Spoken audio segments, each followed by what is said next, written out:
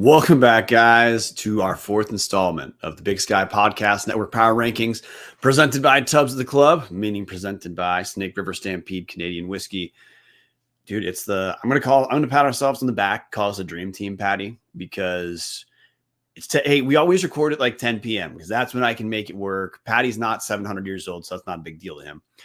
But we're 4 weeks in a row. We're making it work. This is the Power Rankings episode is always kind of the hardest one to fit in time wise because you got to vote. We got to get all our votes from Big Sky Podcast Network contributors, guys like Mike Nugent from Grizz Fan, guys like Coulter Nuanez. Sometimes not trying to call people out, but hey, we cover the spectrum of journalists and podcasters to kind of really hit everyone we know who actually pays attention to the Big Sky Conference as a whole, and that's how we get our rankings. The rankings are an average. Dane Moon in the comment section. Good to see you, dude. We don't really spend a ton of time poll jockeying because I don't give a shit. And it's 10 p.m. If I don't give a shit, we're not going to do it. But that's it. So this week, the thing we're looking at is out of conference season for everyone except top 5 Portland State and Weber State. Yeah, I know. Everyone's out of conference play is over. So 4 weeks of play done. Patty, that's crazy to think. A third of the games played are over. College football season. To me, it's just insane how fast this goes every year. Sam Buffington, good to see you, dude. We got out of conference grades. How do out of conference grades work? Well, they're kind of rectally derived. We just give them, but the basics are there's no curve. So, hey, like there's not a Northern Colorado A or a Cal Poly C. Like you get an A or you get a B or whatever it is. You get what you earn. Yeah, it's subjective because teams didn't have the exact same schedule. Sam Buffington, aggressive in the comment section towards Patty already, asking about Eastern. Oh, Sam, we're going to get there. I promise we will get there. How long we'll be there? Separate question. But yeah, hey, we're going to give grades. And we're more about the body of work this week than just talking about individual games. But that's how it always goes, is as the weeks build, we learn more about teams. We get better ideas of who we think they are.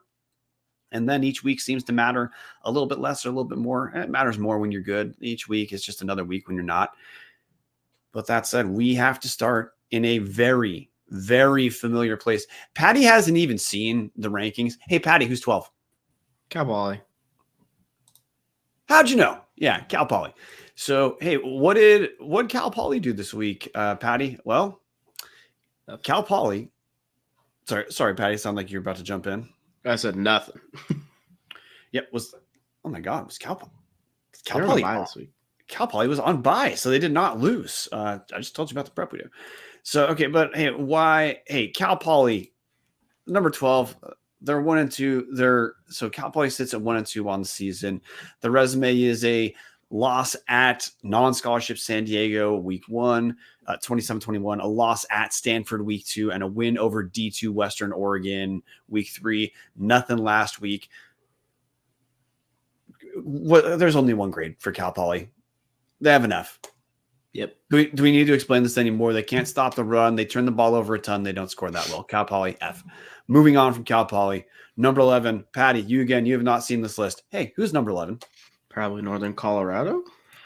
And maybe we should shift. It is Northern Colorado. Maybe we should shift the tone of this because next week is the Big Sky Podcast Network Power Rankings Super Bowl, a.k.a. number 12, Cal Poly is going to travel to number 11, Northern Colorado. That's at noon this Saturday. But let's talk about Northern Colorado for a teeny bit. I feel like last week you and I were same page. We thought like, hey, Northern Colorado, they're not going to be good, but they're strong defensively. So there's a world where you can understand, hey, if they can just turn a corner offensively a teeny bit and just can they just be not catastrophically terrible? I don't think that's in the cards for Northern Colorado. Lost to Stephen F. Austin 48-7. Stephen F. Austin, that's Southland, right, Patty? Yeah, so now they're in the Southland. They're in the UAC last year, and they switched to the Southland this year. Yeah, no one is accusing Stephen F. Austin of being like a playoff-bound team. Their starting quarterback, Sam Vidlac, is a guy who like he couldn't start at Montana. And anyway, Stephen F. Austin, 2-2, happy for him. Northern Colorado, their only points are a 59-yard run by Darius Stewart. That's it. So last year, Northern Colorado averaged about 14 points a game on the year. They're pretty much doing the exact same thing. Could only gain 242 total yards against Stephen F. Austin. That is almost identically in line with the rest of Northern Colorado's schedule. I mean, they looked promising against Abilene Christian, scoring 22. Other than that, they scored 7 in week 1, 17 in week 2. Then, like we talked about, 7 this week. Anything else you want to add about Northern Colorado? Not really. No, they're kind of boring.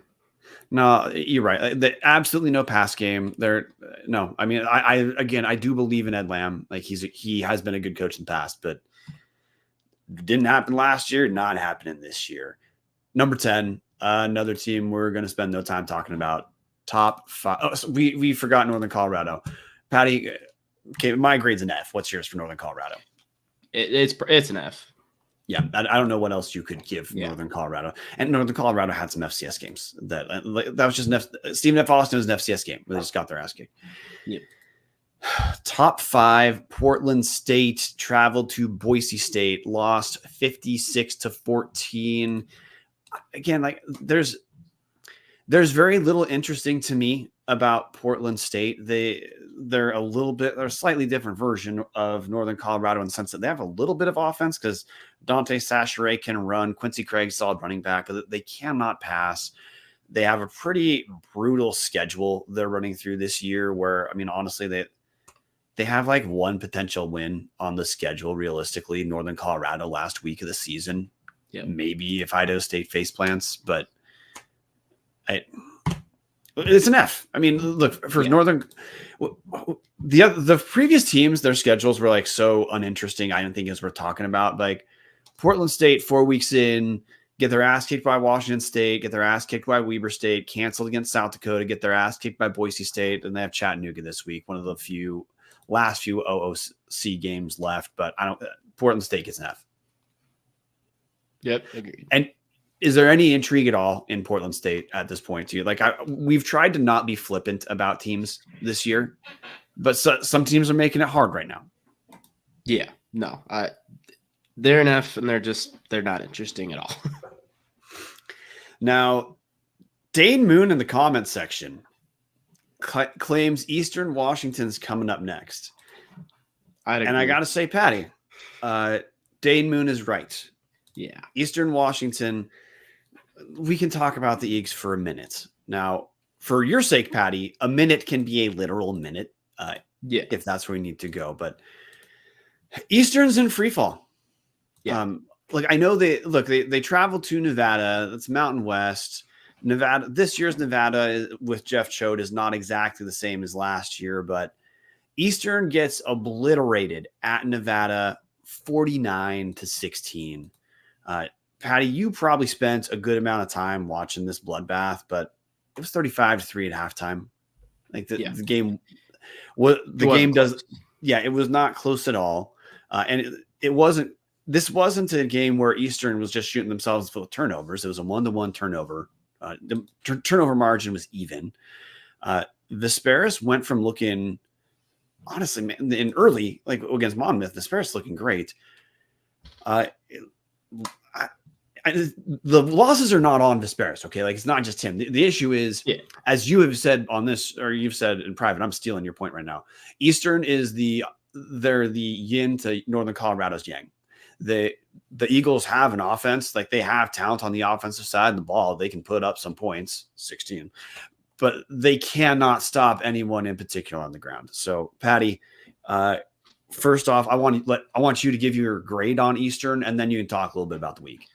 Yeah, I think at best it can be a D. See what I did there? I mean, you get the Monmouth win, but I mean the other 3 losses have been such free-for-all losses that it's like, what does the Monmouth win even matter anymore? I mean, shout out to Monmouth. They beat an FBS team this week. But, like, you know, Eastern has defensively, they just looked absolutely completely lost. Same Eastern as always. Can't stop the run. You know, just bad. Offensively, they've even been a little bit lost. They've been pretty inconsistent. It feels like, you know, certain things would be working and they go away from it. And they're constantly behind the chains. And it's just You know, this Eastern team is just bad, guys. They showed some promise early in the year. Then you have the Monmouth game, and you're like, okay, but like this Eastern team has the talent to be a top 5 Big Sky team, and they, to me, I tweeted out this is the 11th best team in the Big Sky, and if it wasn't for Northern Colorado just absolutely taking a dump against Stephen F. Austin, I would have voted Eastern 11th. So that's what we're at with Eastern right now. Yeah, I don't mean it in the personality sense because I like Aaron Best. Me too. But this team feels like it has last year Paul Petrino, Idaho written all over it. They've got talent they have the talent to explain why they could at least be like fringe playoff, and they're losing games they shouldn't. It's stuff that it looks like it's just not going to be corrected. Like against Nevada, gave up 7 yards per rush against Jeff Choate is relatively famous for what his offenses tend to look like. And 320 rushing yards from Nevada on 45 carries. Yeah, it was just tackling non-existent. It no, was incredible. This was maybe the first team we can talk about the grade in like an interpretive way for a second.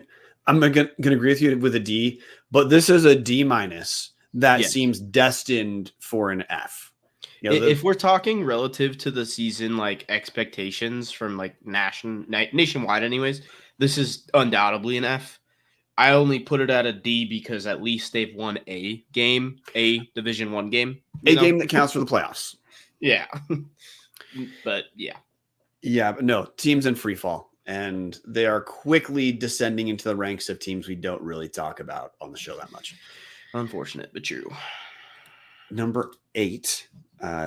Don't see any predictions in the comment section. Number 8, Northern Arizona.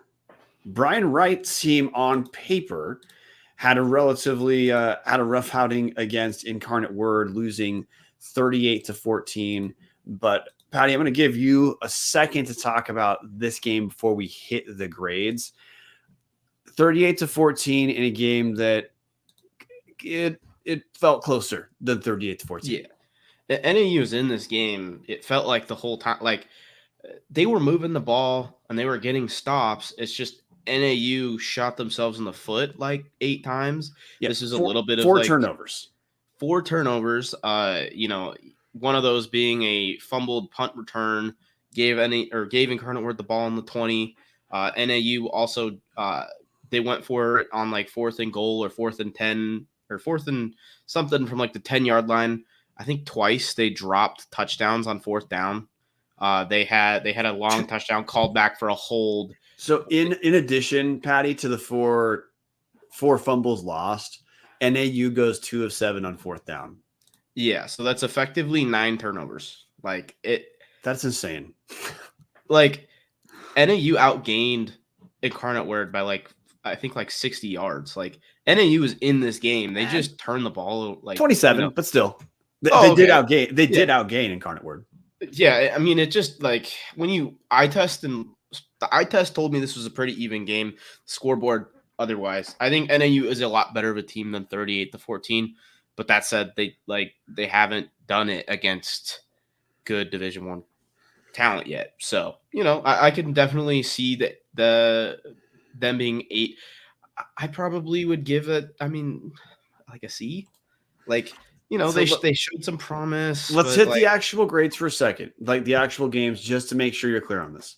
They're 2-2. We only care about 1 and 2 because we're not going to talk about Lincoln. I still don't know where Lincoln is. I'm not sure they exist. So that was week 1. We're not even going to reference the score. So NAU's other games are 22-10 loss to, at the time, number 20 Arizona, a 45-17 win over almost Big Sky affiliate Utah Tech. Utah Tech sitting at 0-3 in Big Sky play. And then this week's loss at Incarnate Word. So with that sample size, what's the grade here? It's like C-.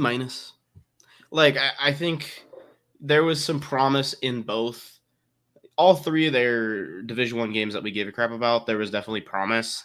They just didn't come all the way through in 2 of those. Like it didn't fully materialize. Because I mean, they competed with Arizona. They competed with the top 15 team in Incarnate Word. Like I don't think this is. NAU's always been like a notoriously boring team, as in they'd win like one game that they probably shouldn't, and then they just coast to being meh. With the new staff, it feels like they have a little bit more oomph behind their looking competitive, to me at least. So I think I'd give it like a C minus. Yeah, I think that's fair. Now, like if you're in Eastern, you're saying, wait a minute, but both teams only have one win. Like, hey, style points do matter some. Uh, Also, NAU knows what they're doing. Like they're trying to run the ball quite a bit. I mean, like, hey, names to pay attention to real quick. They have three backs with between 33 and 34 carries.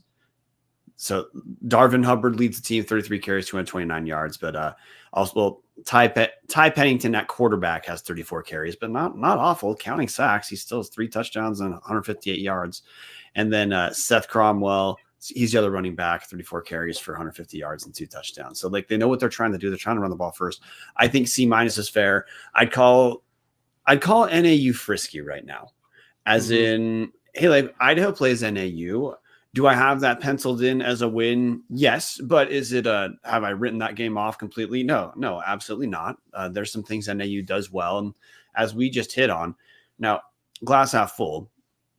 They were much more competitive than the score indicated against Incarnate Word. Glass half empty. Incarnate Word's not exactly known as being like Weber State defensively, and we just talked about 9 turnovers. So take from that what you will. Yeah, we're done talking about NAU. So yeah, this is at least our first C's get degrees type of grade though. So NAU is our first C minus. Number 7, Idaho State. This to me is a little bit tougher.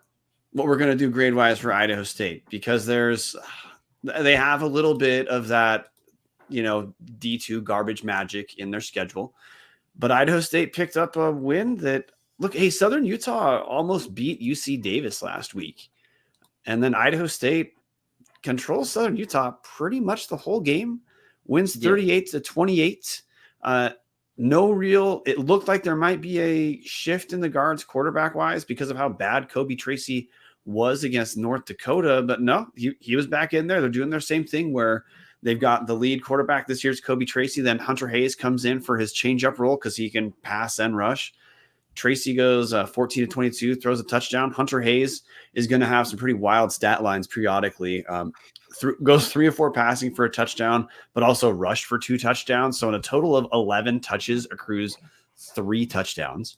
Idaho State on the year sits at 2-2, but for our purposes, they're 1-2. Not going to talk about Western Oregon. So at 1-2 with a competitive loss, but ass kicking loss to Oregon State week 1, 38-15, getting their ass kicked last week at North Dakota 52-28, and then this win over Southern Utah. Patty, how are you grading Idaho State, and what do you think about the Bengals? I'd give it a C. I think they had some very bright spots in the Oregon State game. They showed some things that I don't think any of us expected. Then you go look at the Southern Utah game. I mean, this is kind of the reverse of the NAU game, and Idaho State, excuse me, geez, that was bad. Idaho State dropped a couple touchdowns, turned the ball over a couple dumb times, threw a pick in the end zone, dumb stuff like that. Where this could have probably been a 52-28 type of game if a few bounces go Idaho State's way. So they looked pretty dang good. I'd give it a C. The North Dakota loss was pretty ugly, but I don't know. I think them and NAU are kind of similar to me, and it's they both show some things. I don't know if they're going to be able to put it all together, but the talent is there, the ability is there. It's just with Idaho State, the defense has to look a lot better than it does right now. Interesting note for this Southern Utah game. Idaho State's known for being the thrown Idahoans. They never run the ball. They ran the ball 32 times for 264 yards against Southern Utah. That's a wrinkle I'm interested in, but I don't think anyone should be too jacked up about that, because if you take away Deshaun Brooks' 75-yard run, that stat line looks it looks like 31 rushes for 190 yards. So I don't know how much to actually take away from that. other than there is some of the play calling looks like it's shifting a little bit at Idaho State, but it shifted in a win. So hey, maybe that means something. So you gave them a C. Yeah, I'd go C. Yeah, that I'll give them a C. I should give them. They should lose 10 percentage points for that bullshit like non D1 game. Yeah. But the overall takeaway, like they did pick up. Southern Utah's not the best team in the world, but Southern Utah looked. They could have beat Davis last week, and Idaho State controlled this game the entire way. Look, the big thing for the lower half of the conference and out of conference play is, can you get yourself situated to find some success once the actual conference season started? I think after the Southern Utah win, Idaho State looks a little bit more together than we thought they did last week. So that's a big deal. They're still not that great defensively. They're not going to be very good defensively, but if they're more settled on quarterback and we thought they weren't, Idaho State's objectively a fun team to watch. So like, hey, I'm going to add a couple extra credit points for the fact of being fun. Before we get into the top half of the conference, though, hey, we got to hit show sponsor, Snake River Stampede Canadian Whiskey. Look, if you are celebrating a win over, I don't know, Abilene Christian, just spitballing here, there's no better way to celebrate than grabbing either option from Snake River. Either Snake River Stampede, their entry level double barrel finish, first fill bourbon, then finish in Oloroso sherry casks, or if the fact of getting a ranked out of conference win, I don't know, just thinking Idaho, is a big deal, grab the small batch 1915 small batch. It's aged an extra 2 years. It has a different double barrel finish, ex-bourbon, than ex-Canadian rye whiskey casks. Either way, you can't go wrong. Your entry-level Snake River Stampede at $25.95 is honestly like one of the best buys in Idaho State liquor stores. And the 1915 at $38.95, if you're not getting on sale, pretty good price for the two best Canadian whiskeys in Idaho State liquor store. So grab yourself a Snake River today.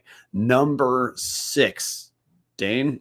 See, I was waiting for Dane Moon in the comments section. Well, you need to tend to this a little bit better. By the way, hey, Jeffrey Liediker, somehow both garbage and overrated in the comment section. That's thrown back to Eastern. And Dane Moon, here's what I want to bring up. Dane Moon did correctly predict Eastern when we're heading on this list. Dane Moon does not have our list behind me. Now, Dane just said for our next team, it's either going to be UC Davis, Weber State, or Sac State, and then reference Montana State later. So I know he's not saying Montana or Montana State might come next, but in that comment, he hit half the conference. So a little bit less precision, Dane. We need your A game for out of conference games. Jeff Liediker correcting Idaho State, but hey, applies either way. Number 6, Patty, is Weber State. And the Weber State OOC, I'm a little bit interested in how you end up grading this. Because, like, hey, Weber State beat Northwestern State 38-0. Northwestern State is terrible. Not a ton to take away from this game, really. I mean, it was a shutout. And Northwestern State is sitting at 0-4 on the year right now. Richie Munoz did throw for 327 yards, 3 touchdowns, and a pick. Damon Banks and 10 rushes to 56 yards and a touchdown, and 59 receiving yards too. So that's combines for over 100 all-purpose yards. But Northwestern State's terrible, so we don't even need to talk about this game anymore. On the out of conference, Patty, tell me the grade for a Weber State team that got their ass kicked at Washington, beat the hell out of Portland State, lost to a frisky-ish Lamar team, and then beat the hell out of terrible Northwestern State. They sit at 2-2. So are we counting the Portland State game as out of conference? Yeah, sure. I know it's not, but like it tracks the first 4 games. So, like, side note, Lamar is now 3-1. Yeah, Lamar's pretty good. I think, like, if you ask a Weber fan, they'd be more like, this is a D, because they look like shit at Washington and they got beat by Lamar, who they thought they were going to boat race. I think in all reality, it's a C. Like, you lose to a ranked Lamar team. You smoke Portland State. You smoke Northwestern State. Both teams you're supposed to beat. I mean, that Portland State game was a little interesting, as in, like, we didn't know Portland State was going to be looking semi better than that. But, 2 good wins, 1 pretty bad loss. I mean, I'd say it's a C. I don't know. It just depends on how you value the Lamar loss, I think. I'll go with C. Now, Weber State has McNeese this week, which should be a win. So Shout out Clifton McDowell. Weber should be looking at 3-2, but I don't disagree with you. And look, we just covered Lamar's better than you thought, but Weber still should have won that game. Yeah.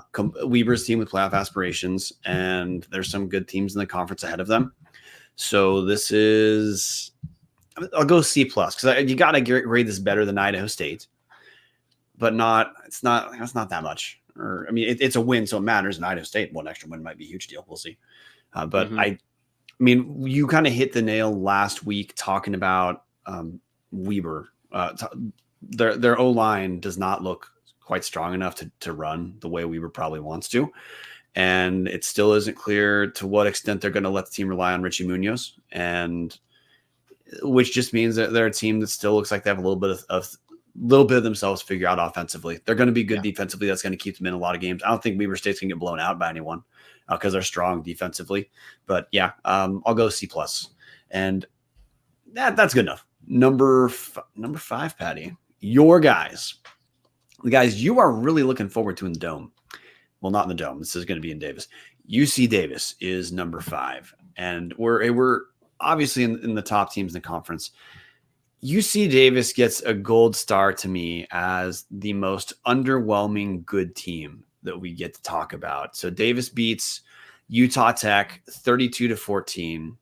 Side note, Utah Tech has 3 Big Sky losses. Those Big Sky losses are 31-7 to Montana State, 45-17 to NAU, and 32-14 against Davis this week. I'm going to let you take the description of Davis here, Patty, because your critique of Davis is pretty much thematic. They can move. I'm not going to take your words from you. Yeah, you know, I keep saying it, and it keeps rearing its ugly head. Davis's offensive line hasn't performed to the level we're used to seeing, and so they're able to move the ball pretty effectively between the 20s, and then once they get into the red zone, they just can't punch it in because they can't just run it through teams anymore because all their defenders are close to the line of scrimmage. And so, you know, Land Larison hasn't looked as amazing as a runner as we've seen him in the past, but they've used him more in the pass game, which has worked really well in the 20s. But once you get down to the red zone, it's really tough to do that. I mean, and they still are able to do it a little bit, but, you know, again, like this Utah Tech game, you look at the box score, they have, let's see, they have a touchdown run and then field goal. Yeah, like in a game that could have been just completely blown open, you know, like 35 or whatever to nothing at halftime. Yeah. Because of having to settle for a 19-yard field goal, a 27-yard field goal, a 34-yard field goal, and a 25-yard field goal, the result was still theoretically in doubt. Hey, if you can't punch in against Utah Tech, good luck against Idaho. Good luck against Montana State. Good luck against Sac State. Yeah, and I mean, looking forward to Big Sky play. I'm concerned for their offensive line play. Like they just haven't looked very good. They've got one player that gets burnt every other play by Utah Tech D tackles. I can't imagine him playing against that Idaho front. So, you know, Davis is, to me, I think they almost have they have probably top 3 skill talent. Like their skill players, they have Land Larison, they have Hastings, and they've got CJ Hutton has looked really good as a receiver as well. And they have the potential. That's just they just aren't quite there. Defensively, they still look pretty good. I mean, and one of the Connors brothers was back this week, so I mean their run defense looked a little bit better than it did against Southern Utah. But yeah, Porter Connors is the one who's back. Yeah, and he's definitely an impact player for them, and it made a difference on the defensive side of the ball. But I think they're gonna be a team that's limited by their line. Like they just gotta get better offensive line play to punch in those scores. Otherwise, this is probably if they could punch the ball in even half the time that they kick a field goal in the red zone, this is like a top 2 offense in the Big Sky. Like they're really good. It's just they can't quite punch it in. Yeah. By the way, you brought up Land Larison. He had superhuman game: 3 touchdowns, 2 Mhm. rushing touchdowns, 1 receiving, 120 rushing yards, 43 receiving yards. But hey, to buttress your point, with the best running back in the league having a kick-ass game, both rushing and receiving, the team still had to settle for 4 field goals. It's just Mhm. wild to think that. And Miles Hastings wasn't atrocious. He's looked somewhere in between 2022 Miles Hastings and 2023 Miles Hastings. For those who remember, Hastings fan, real good in 2022, like okay-ish in 23, took an obvious step backward. Looks like he's somewhere in between right now, but I think you're right. Like I'm a little bit meh on Davis too. Part of it's because I listened to you, but part of it is, look, the Aggies are 3-1. Look, I'm going to give them a B at 3-1. They have a loss to Cal. They're supposed to lose to Cal, but they have really not that convincing wins over 3 not that good teams. They beat Texas A&M Commerce 36-22. Commerce is terrible. They honestly could have easily lost to Southern Utah last week, who was just handled by Idaho State. And yeah, they walked to an easy win over Utah Tech, but we just covered Utah Tech. Utah Tech The gave worst them of them all. difficulty scoring. So okay, I'm going to go B. 3-1. They still have 3 FCS wins. That's not nothing, but they leave a bit to be desired across the board. That's where I'm at too. Probably B. Okay, so you're going B. Dane Moon, go. Okay, Dane, I like your specificity here. This is much better. Before we get to your specificity, we got to talk about Hughes River Expedition, where if you're looking for a great all-inclusive week-long vacation, just don't look past your backyard. Hughes River Expeditions has been Vandal owned and operated since 1976, and they're ready to take you on a vacation of a lifetime. So look, here's what Hughes River does. If you are a large group, like corporate type of entity, where you want to take your team out for team building, whatever, Hughes River does it.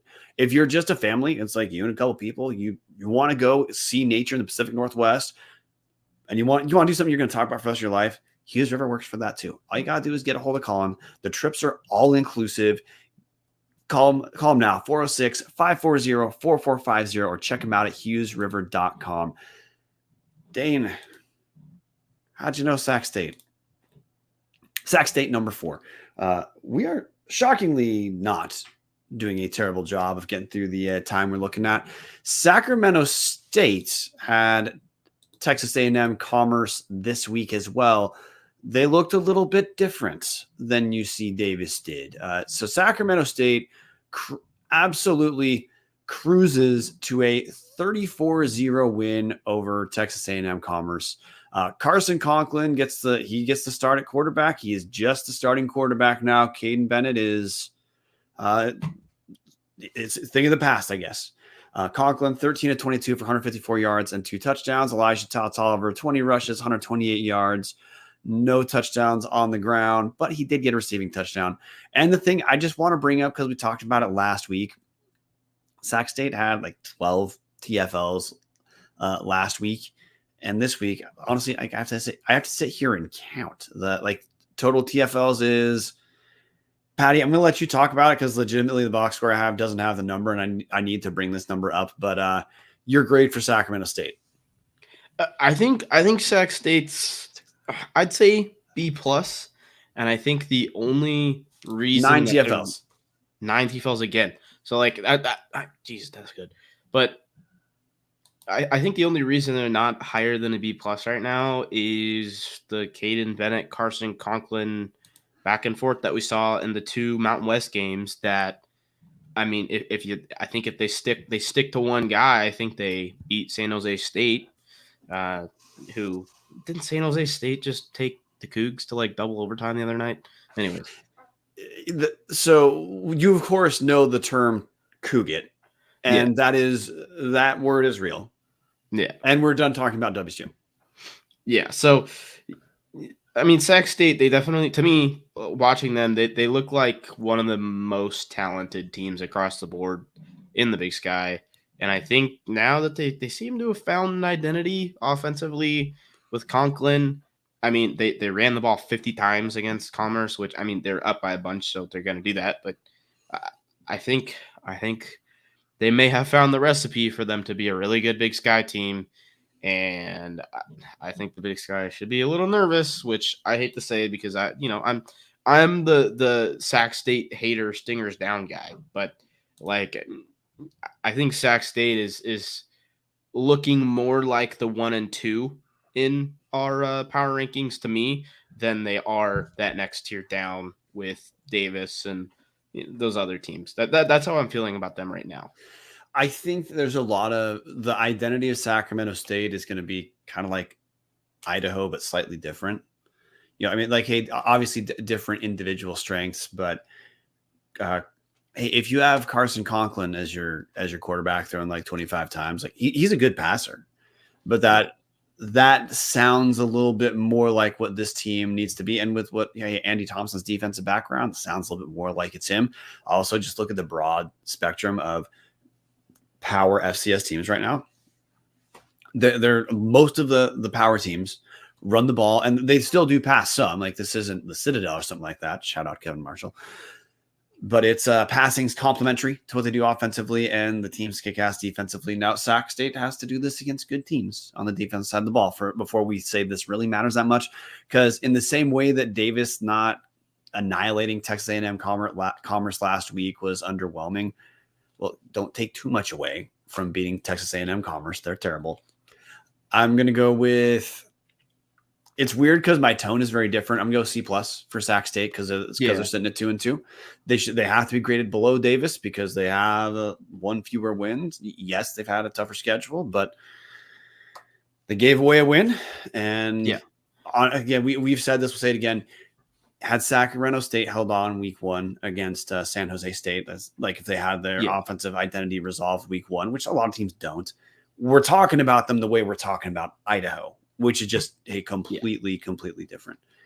I got one point to bring up. Like the biggest weakness of Sac State through these 3 games, at least defensively, has been their secondary. Hasn't looked great. We have a common opponent between Davis and Sac State with Commerce. Commerce passed for 457 yards on Davis. On Sac State, I believe it was like 150. All right, let me see. 171. So, I mean, that's not something that's not significant to me. Yeah. That's a little terrifying if you're another Big Sky school. Yeah. Jeffrey Liedeker in the comment section saying Suck State, which we got to bring this up, guys. Hey, Jeff Liedeker, he's writing for Tubbs the Club now. Tubbs the Club has a Substack. It's run by Jeff Liedeker. Check it out at tubbsattheclub.substack.com. I can't believe I didn't look up that URL first. Jeff, maybe you can help us out in the comment section there so we can get that URL right. But Tubbs the Club has written work. It's done by Jeff. Jeff already writes the Field Goals blog for SB Nation. He knows what he's doing, and it's an extra layer of coverage from Idaho. So yeah, it's a free Substack. You want to donate money to the Substack for the efforts? Hey, go ahead, man. It's always cool to have some extra money, keep lights on, keep my whiskey cabinet full, whatever. But hey, Jeff's doing some kick-ass work. So check it out. Check out the Tubbs of the Club Substack. I can't believe I didn't grab that URL. Christ. Number 3. Yeah, Dane's right. Dane is right. It's Montana. I feel like the top 3 is going to be pretty damn predictable. Montana State was in a bit of a dogfight with Western Carolina, who look, Western Carolina's 1-3. I didn't go look up Western Carolina's record, but honestly, like Western Carolina did not look terrible. Montana State lost starting quarterback Kiali Ayat in this game. He's injured, went 16-27 when he played, 145 yards, threw a pick, but also rushed for 4 touchdowns, not irrelevant, on 11 carries for 65 yards. So did throw a pick, but accrued 4 touchdowns.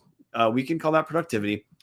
Logan Fife came in afterward and was actually pretty steady as well. Went 7-10, 58 yards, closed the game out for Montana, who the Grizz held on for a 46-35 win, although the result was in doubt until pretty late into this game.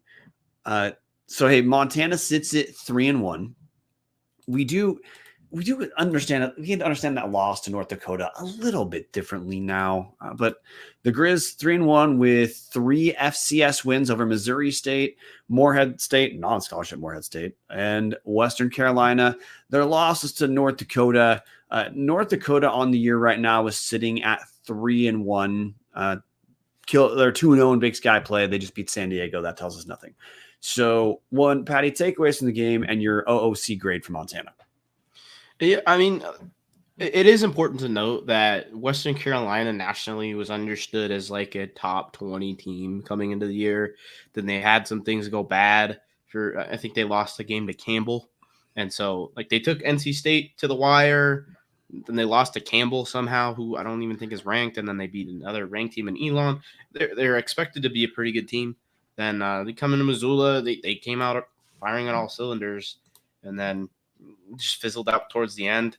I think that's just a depth thing. But I don't know. I think Montana showed a lot of grit in this one out, because I mean, through a half, Western Carolina was definitely outplaying the Grizz. They were getting stops. They were scoring when they needed to.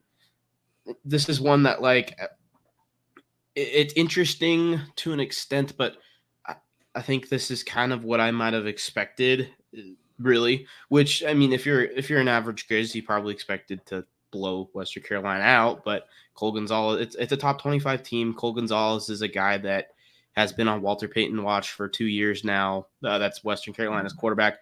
So, like, for this game, I'm not too crazy upset or impressed by either of it, because I mean, like, both teams had a bad half and a good half. Looking at the whole body of work for the Grizz, I think it's been overall underwhelming, but you're still 3-1. Your one loss is to a top 10, top 15 FCS school. A game that Montana should have won. Yeah, I think it's A-, B+, somewhere right in there. Yeah, I'll go with I'm gonna go with B+, just because okay, the win over the non-scholarship win is me. I don't care about, but yeah, there's a little Montana. There are some chinks. They're still good, but hey, they had 2 total TFLs against Western Carolina. That's not.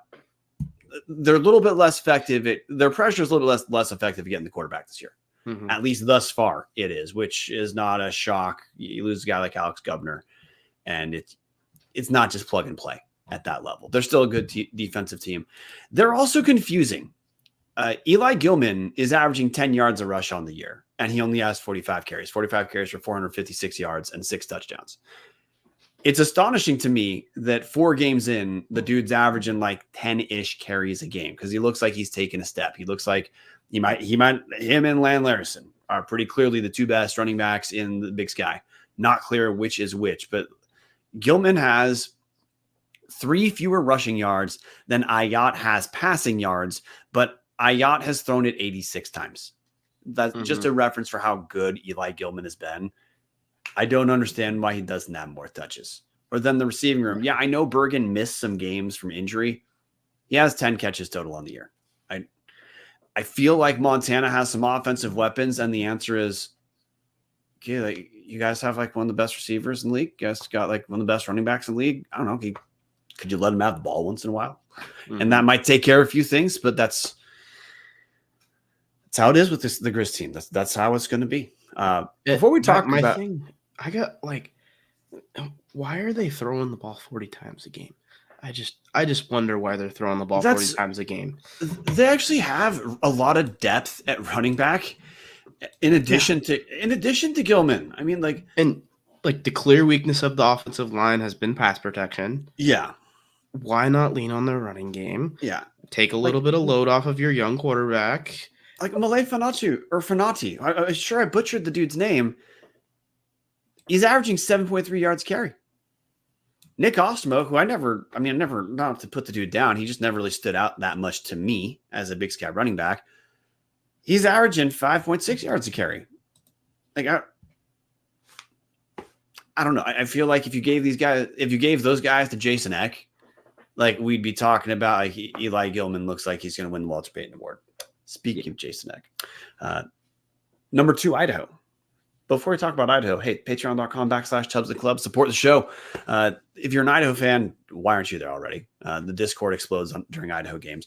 But if you're just a Big Sky fan, it's actually one of the more fun, relaxed places that's pretty damn active talking Big Sky sports.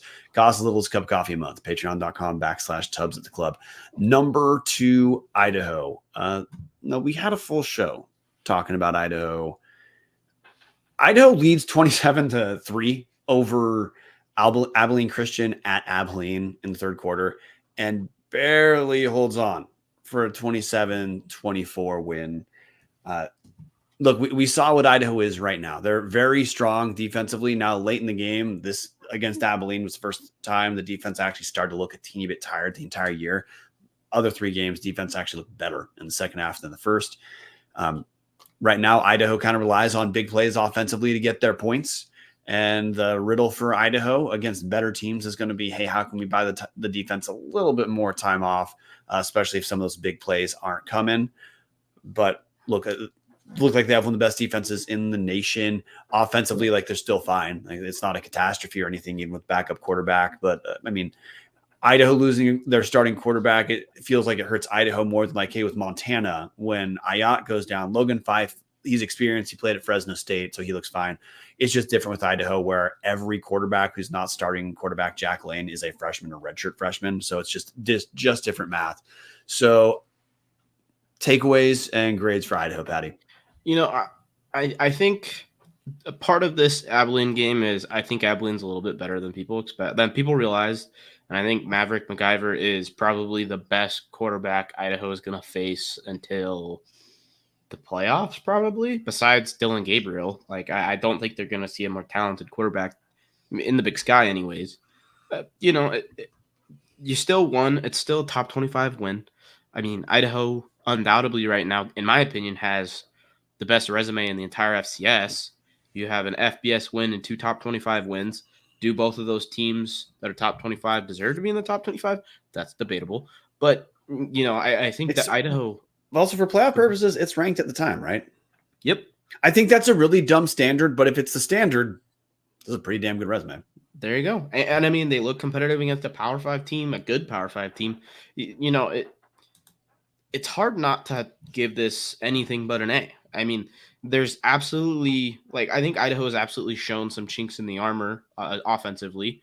You know, they clearly, without Lane, you know, the offense is definitely limited. Like, you know, in the Big Sky, it's going to be interesting to see against some big, you know, some really good defenses, what Idaho is going to look like offensively. But, I mean, the resume is there. The wins are there. The defense looks, I mean, it's hard not to put them top 3 in the nation when it comes to defense. It really is Idaho. Idaho and South Dakota State are up there above everyone else, in my opinion, defensively. And so it's tough not to give them anything but an A. And this, I mean, it really, you got to think if there was a healthy Jack Lane and he was looking the way we thought he might look, this almost could be an A+. Yeah, and you know, to bring up Idaho in the same way you referenced NAU with some like big drops. Idaho, specifically Mark Hamper, receiver for Idaho, him and Wagner are just like not on the same page. Hamper had a few drops. Now, like they weren't routine drops. Like these weren't, you know, balls were going right to his chest or something like that. They were still kind of tough catches, but you know, they're the kind of passes where in theory you get your hands on it, you'd hope you come away with it. If Hamper picks up a couple more of those catches, then maybe this game isn't close at all. And then, so what you'd say, hey, Abilene needed some breaks for this to be close, and they still lost. So I think Idaho's offense is just a work in progress compared to other teams in the conference because Wagner started for 1 year in high school, playing behind a guy at UW right now. That's just a kind of weird variable that no one else is living through right now. So I don't know, man. I think Idaho offensively, they're going to get better. And defensively, you're right. They're pretty damn good. So no, I'm going to go A. Like you said, 2 ranked wins plus an FBS win and the losses. Who gives a shit to Oregon? Yeah, this is an A. Yeah, the reason they're not number one, that's Montana State. Montana State, to me, is the most complete team in the conference right now. Yeah. Now, resume-wise, I don't think they have overall as impressive a resume as Idaho. So Montana State this week, they beat Mercyhurst 52-13. Mercyhurst is, I'm not going to spend any time talking about Mercyhurst. They're terrible. The thing I want you guys to pay attention to is, again, Montana State can run essentially as much as they want, but the Bobcats threw for 214 yards this game. Malott throws 3 touchdowns, and Malott has 2 total rushes for 13 yards, which is to say, the jury is in. We're 4 games in. Montana State is just not running with Malott that much. Hey, probably the right call if they want to keep the dude healthy, because you'd rather have him be a good opportunistic runner who's a good enough passer, and he's there the entire season. So Montana State on the year to hit the resume. They sit at 4-0. No one competitive game. That was week 1 when they beat New Mexico in New Mexico 35-31, and the Bobcats should have won that by 20. Like they tried very hard to give New Mexico an emotional win that those Lobos really needed. Other than that, hey, cruise to a 31-7 win at Utah Tech, cruise to a 41-24 win at home against Maine, cruise to a 52-13 win against Mercyhurst this week. Honestly, the next 2 weeks, you're probably pretty easy to pencil in wins for Montana State at where they travel to Idaho State, then they're hosting Northern Colorado before the big matchup, hosting Idaho October 12th. But we're talking about OOC. It's an A because it's 4 FCS wins, and they look like a complete team. Haven't really been tested the way that Idaho has, or honestly, they probably been tested around Latmont. I don't think they've been tested as much as Montana. I mean, we can be honest. Like, Montana State's good. They had a pretty weak, other than New Mexico, they've had a very weak out of conference schedule, but they picked up the wins like they need to. They picked up the wins in blowout fashion. So I don't think there's anything to understand about this team other than they look pretty damn complete. They can run the ball well, but they're keeping them a lot healthy, which means this isn't a team where they can't. This isn't like Northern Colorado passing. Malott's a solid passer. He's started a lot of Big Sky schools. Yeah, and I mean, they definitely look like the most complete team in the Big Sky eye test wise and results wise. They don't necessarily have the resume that Idaho does, but some people are. I mean, people are saying that Montana State looks like the most complete team nationally right now. So they're Montana State. They're good. They're going to run the football. Their offensive line looks great. They have one hell of a stable of running backs. It'll be interesting to see how they stand to higher level competition, because I mean, the one decent team that they played was New Mexico, and they showed some chinks in the armor defensively. But hey, we'll also say on the year with the schedule we just referenced, Montana State, nine sacks on the year so far. Keyshawn James Newby for Idaho on his own has 7. Yeah. I think it'll be interesting to see them play better teams, because they right now they look like the most complete team, but we'll see if Malott's arm is going to be able to take the Bobcats to like Frisco levels of domination rather than just winning the Big Sky. I think that's more the question with Montana State rather than are they good? Yeah, so that's pretty much it. Did we write down the grades? No, of course not. No. But hey, you guys know how to mostly understand this. Like, if you're in the top, your grade probably is okay. If you're in the bottom, your grade probably sucks. In the comment section, thanks to everyone who jumped in. You made the show better. Everyone except John Kill. Otherwise, hey, we'll be back next week. We always record it right around 10. So it'll be easier on our end because there's fewer games to actually pay attention to now the Big Sky play actually starts. But if you're in the bottom half, this is your last couple weeks to pretend the season has a new dawn to look into. If you're good, Idaho's got UC Davis right. Okay, let's spend 1 second going over the schedule next week. So again, that's week 5 of the college football season. So we already talked about the game everyone for sure is watching. Cal Poly at Northern Colorado. Now that's the first game to kick off. That's at noon. So you guys can completely plan your entire day around that game. Other than watching that game and then watching every other game on repeat, Patty, what games you paying attention to in the Big Sky? I mean, the obvious one's Idaho at UC Davis. That probably has the most like Big Sky level. What's the word? Stakes. I think there's a couple other interesting, like Sac State travels to Northern Arizona. I think that could be an interesting one. I think Northern Arizona has that's their chance to really like say, hey, we're not a middle of the pack team that's going to look decent once or twice in the season and then fizzle out. And then, I mean, Eastern's hosting Montana. I'm excited, but not excited for that. So you're going to be at that game? Of course I am. Okay. Yeah, so We'll see. Hey, the game of the week is obviously Idaho at Davis. I don't think it's close. Intrigue game, circle Sac State at NAU because it's the twofold. Is NAU frisky and Sac State's look good? How they actually look in Big Sky play? I don't know how much intrigue there is with Montana at Eastern because I wouldn't be shocked if this is like Eastern's Super Bowl. But Eastern's it is. Yeah, but man, they're free falling. They're for sure. Yeah. I would not be incredibly shocked if Eastern goes 2-10 on the season and their wins are Monmouth and Montana. That's the type of game this is for Eastern because it's like the Super Bowl, not just a Super Bowl. So, it'll be I think it'll be a little bit interesting, but it also could be 3 minutes into the game and you're like, okay, never mind. So yeah, I wouldn't write off Montana State, Idaho State. Now, I verbally wrote it off earlier, but I think Idaho State's fun. Now, I do think just stylistically, it's hard to match up worse for Idaho State than Montana State. But if the Bengals I want the Bengals to be a fun story. I want the Cody Hawkins experiment to work. And hey, relative to before, it is working. But I want Idaho State to be fun. I want there to be more teams in the Big Sky that we circle each week as like teams pay attention to. And it honestly breaks my heart that Eastern's doing what they are because I've liked Eastern being good for the last while. I truly think they should be a place that a lot of assistant coaches who want to make a jump see as if you know what you're doing, this is a great place to turn it around quick because it's not going to be a talent-free team. But okay, dude, we said we're going to do 45 minutes. We're, of course, a goddamn hour like we always are. Hey, tune in next week at 10 p.m.-ish for us to talk through this. Tell us in the comment section how dumb we are. Jeff, you never posted the URL.